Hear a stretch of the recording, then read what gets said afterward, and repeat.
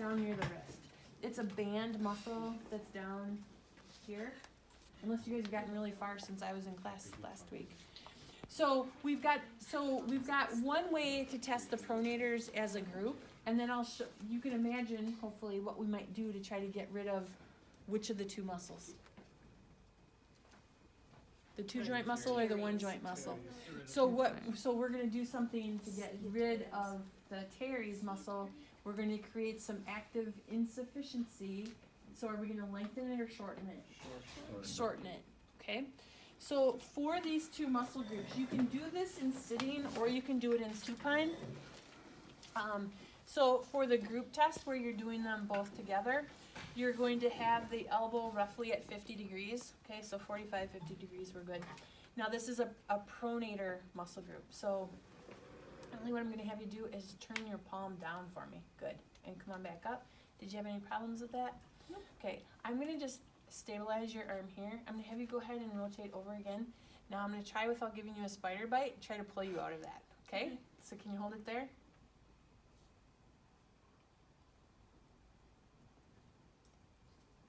And relax. So if you saw what she did, she started to pull up into more and more. She was using her biceps, okay, and trying to pull up into that direction. What you don't want to do is if you see someone compensating and using a different muscle, don't provide more resistance in that direction, because all that does is give the patient more to resist against into that bad direction. So again, going back to my Tai Chi push hands example, you actually want to give that person as much direction as they want in the wrong direction, because if you don't give them anything to resist against, they won't resist that direction. Are you following that? Okay. So the impulse is, if they're moving in a direction you don't want to, you want to try to hold them out of that. But if you do that, you're actually giving them a better leverage to push harder in that direction, is maybe a better way to say it. Okay, so that's how we're testing those two muscles together. Now, if I want to get rid of pronator teres, I'm going to create active insufficiency. So I'm going to have her, I'm talking about you in the third person. I'm going to have her fully flex her elbow.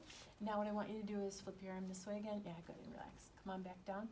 Now, again, without trying to give you a spider bite, I'm going to have you go into that position. I'm going to try to pull you out of it, and don't let me. Okay, ready?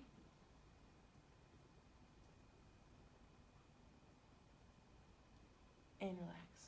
These aren't particularly comfortable tests because you have to be really careful that you're not pulling the skin, okay? So you do have to grip pretty hard. Now, I have fairly large hands. For some of you that have smaller hands, you may have to use both hands to apply that resistance in a way that doesn't hurt.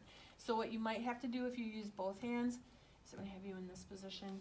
So I would come this way a bit, and you see how I'm cradling it this way? So that way I'm using both hands to resist that motion. Okay? All right, I think supinator is next. So that was just the quadratus you were testing because you were canceling out the teres? Yeah, I created active insufficiency in the teres by shortening it. Okay? I shortened it by testing in full pronation, and I shortened it at the elbow by having the elbow flexed maximally. Okay? Now, supinator, I'm going to have you sit up for me. What's our big supinator? It's actually not the supinator. Biceps. Okay? And so to get rid of the biceps, we're going to do the opposite of shortening it, which means we're obviously going to lengthen it. Okay? And so if we're going to lengthen the biceps, what do we want to do with the shoulder? Extend it. And what do we want to do with the elbow? Extend it. So here we're going to resist supination in this position of shoulder and elbow extension. Now I stabilize proximal, go ahead and relax for a second. I stabilize proximal to the elbow because when you have the elbow extended, it's really easy to use rotation of your shoulders to compensate for weak forearm rotation, okay? So if I'm stabilizing proximal to the elbow, I can tell if that rotation is coming from the shoulder or not, okay? Because we don't want that here. Okay, so the other thing is you have to think about what direction is supination and which way she would have to rotate out of it. If that gets confusing by being in this position, have her here, have her supinate, and then come back, okay? Now, what I want you to do is hold your arm there, and I'm going to try to roll it over, okay? Ready?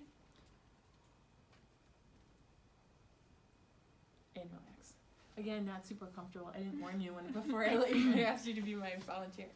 Okay, so that's how you're going to test the supinator. So we've done the pronator group at 50 degrees of flexion, pronator quadratus at full elbow flexion, and then supinator you're going to test back here. Okay? Oh, all right. So then we've got kind of a fun group of three. So, oh, we need to support your legs. Someone should have yelled at me. We'll come over here. So we have three muscles that are going to be flexors of our elbow. So we have biceps, which is a supinator, right? So we're going to test the biceps in a supinated position. We have it in a neutral length here, and then we have it mid-range here, which is where we would test a two-joint muscle, right? Brachialis, we're going to test with the arm in neutral rotation. And, brachioradialis, we're going to test in a neutral position. And brachialis, we're going to test in a fully pronated position.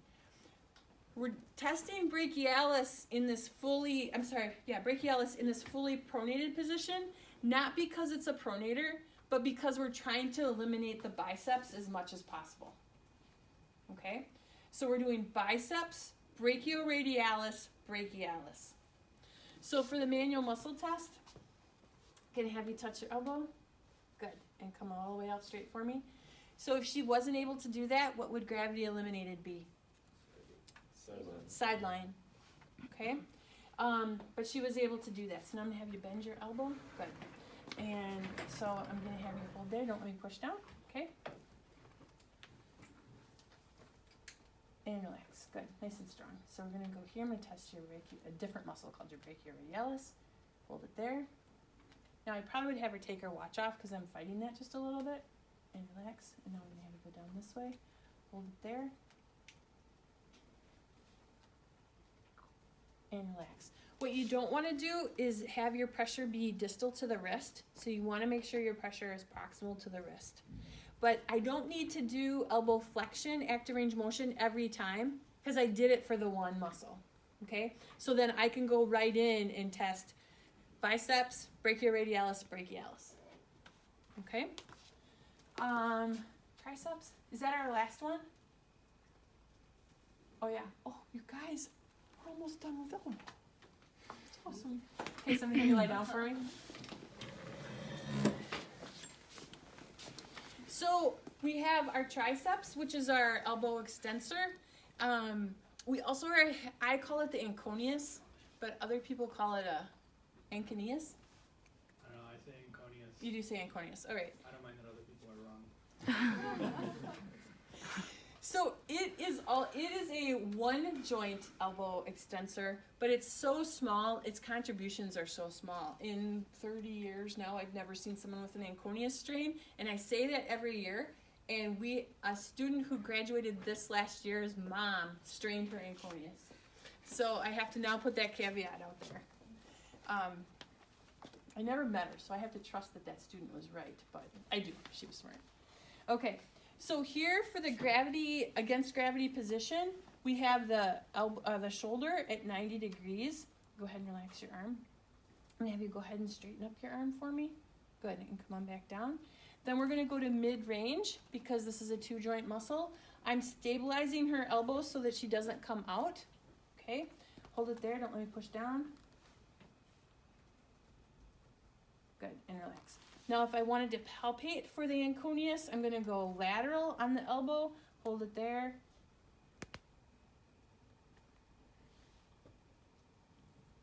And relax. Okay? So that's triceps. So that's all the manual muscle tests for the elbow. So we should write those on the board so that